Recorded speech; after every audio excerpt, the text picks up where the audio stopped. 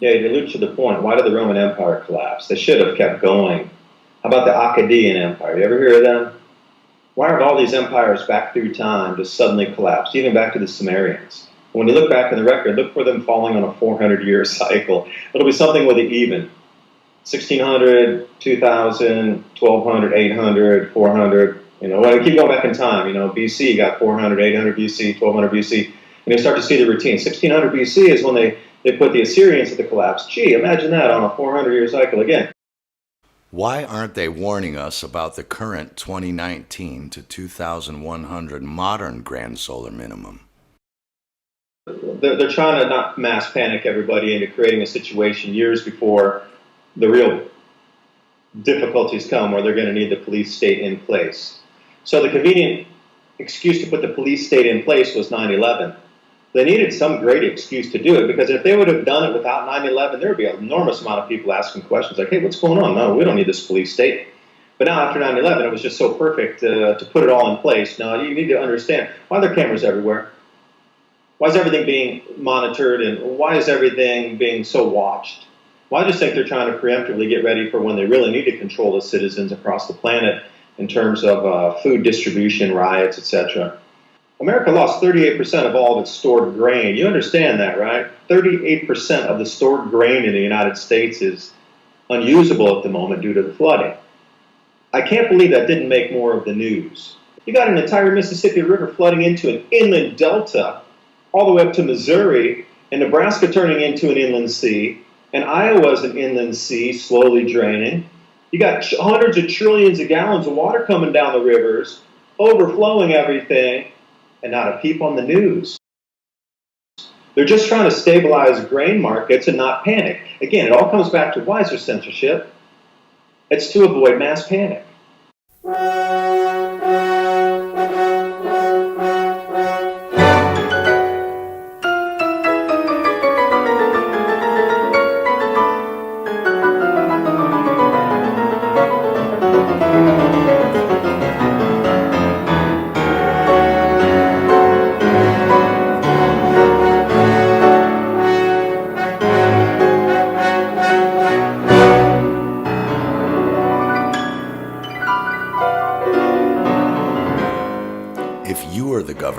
Facing the frightening task of controlling a heavily armed population during the coming food shortages, economic crash, mass migrations, climate catastrophes, geological upheavals, power shortages, riots, major civil unrest and chaos.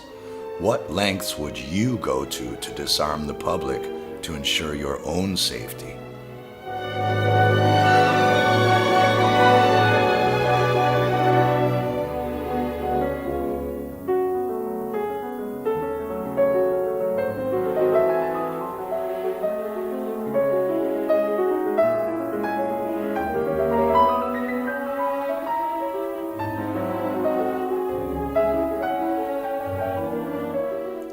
The Oscar goes to...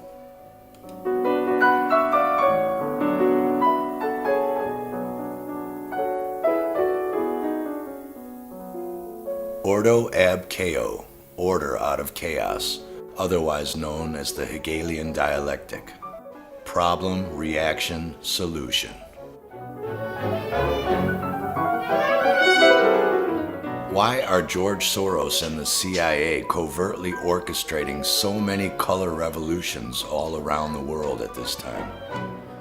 Could it be that the controllers are orchestrating the problems to get the public's reaction, civil unrest, so they can offer their solution, the police state and surveillance grid, for your protection, of course? Why are there new laws against growing your own food, collecting rainwater, or generating your own electricity off-grid? Is it so the populace must become dependent on the state? Why are there empty, unmanned FEMA camps and large fields filled with thousands of stacks of coffins not being utilized currently to help the victims of all the recent natural disasters? Why are so many retired military and intelligence people moving to the Ozarks and government agencies moving to Denver? And what the fuck is up with Denver Airport? Do they know something we don't?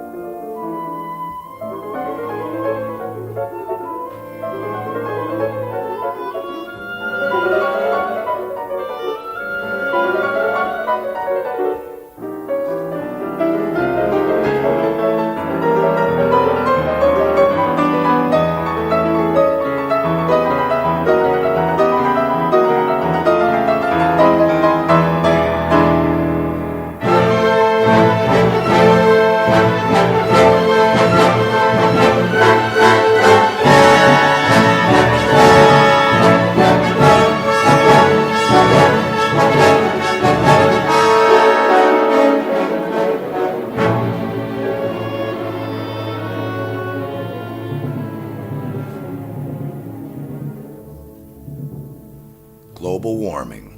The science is settled. The experts all agree. Well, not all of them. We've all seen the IPCC hockey stick graph that won Al Gore a Nobel Peace Prize. You remember Al Gore, the guy who said sea levels would rise drastically in the next 10 years? Then he bought a $9 million mansion on the Montecito beachfront. But is it really settled? As you can see by the following research, sunspot activity and temperature studies of ice core samples, tree rings, algae, etc., all confirm the same thing our historical records and the comet records speak about.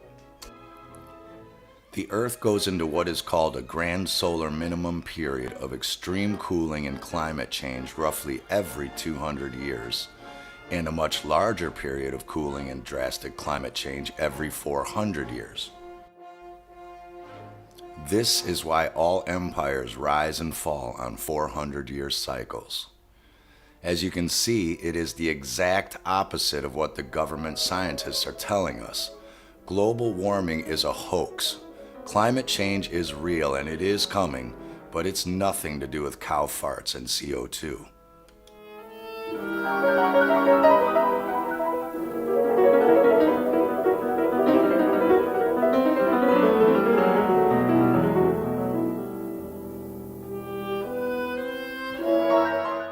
And see how we can get this down to zero. Probably one of these numbers is going to have to get pretty near to zero. That's back from high school algebra. But let's take a look. First, we've got population. The world today has 6.8 billion people. That's headed up to about 9 billion. Now, if we do a really great job on new vaccines, healthcare, reproductive health services, we could lower that by perhaps 10 or 15%. We could lower that by perhaps 10 or 15%.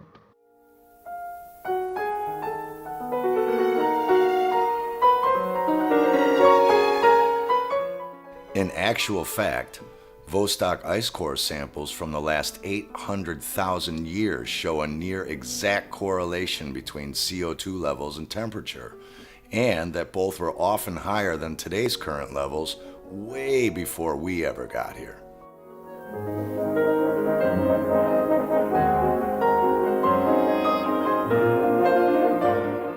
Either the Miocene apes were driving gas-guzzling SUVs back then, or it's just a completely natural cycle.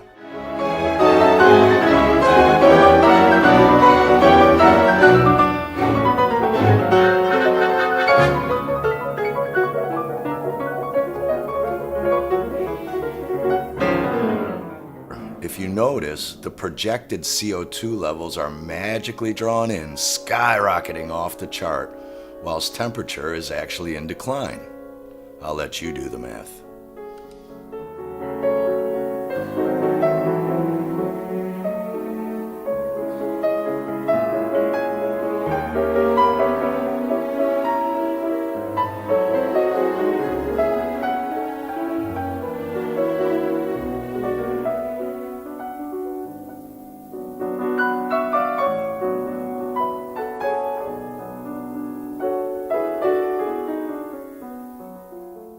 CO2 is not dangerous, it's essential. Plants synthesize CO2 into oxygen. No CO2, no life. So if CO2 isn't dangerous, why does Bill Gates want you dead? For the same reason the elites call us useless eaters. Food. Control. Since these cycles repeat themselves, to understand what is coming, we must understand what has happened in the past cycles. Let thy food be thy medicine. Our entire immune system and biochemistry is dependent upon the vitamins and minerals we get from our food. As we've already discussed in part 2, these grand solar minimum periods are always accompanied by major volcanic eruptions, immediately followed by famines, plagues, and death. When we look back even further to the infamous Black Death of 1347 to 1351, which killed over 200 million people worldwide, we see that it fell exactly again at the lowest point of the Wolf Grand Solar Minimum. Though never proven, it was blamed on rats carrying diseases. But something else was left out of our history books. A great many people throughout Europe and other plague-stricken regions of the world were reporting that outbreaks of the plague were caused by foul-smelling mists. Those mists frequently appeared after unusual bright lights in the sky. The historian quickly discovers that the mists and bright lights were reported far more frequently and in many more locations than were rodent infestations.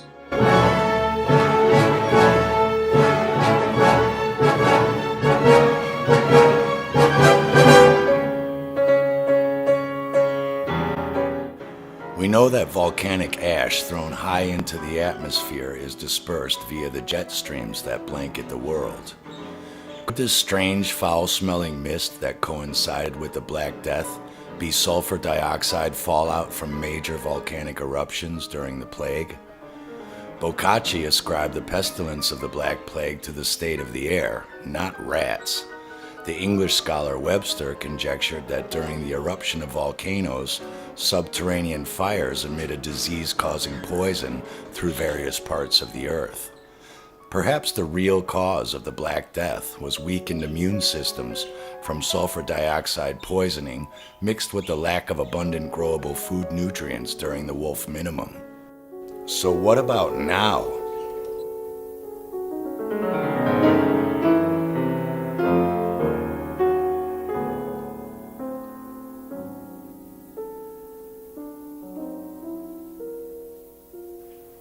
We've only just now entered the modern Grand Solar Minimum. We can already see major worldwide crop failures caused by extreme cold and drought, coupled with an uptick in volcanic activity, wildfires, floods, and earthquakes. History shows us that all empires have fallen during these Grand Solar Minimums. What is to become of ours?